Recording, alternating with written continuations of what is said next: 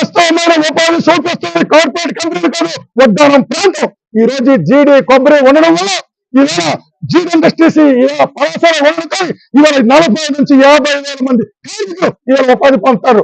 రైతాంగం 1 లక్ష 2 లక్షల మంది ఉపాధి పొందుతారు. ఇది ఉపాధి. మీరు ఉపాధి కోసం మాట్లాడే నైతిక అర్హత ఇవాళ పాలకులకు లేదు అని చెప్పి సందర్భంగా మీరు చెప్పదలుచుకోవడం. అంతేకాదు ఎయిర్పోర్ట్ అనుబంధంగానే కార్గో ఎయిర్పోర్ట్ ఉన్నాయి తప్ప ప్రత్యేకంగా ఎక్కడ కూడా కార్గో ఎయిర్పోర్ట్ లేదు.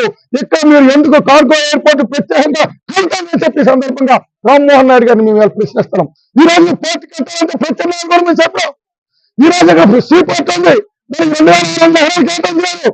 అందులో మీరు 300 ఎకరాలు కేటాయించుకుంటే మీకేం కార్గో ఎయిర్పోర్ట్ అవుతుంది. అక్కడ కాకపోతే ఈ పక్కనే భోగాపురం ఎయిర్పోర్ట్ ఉంది.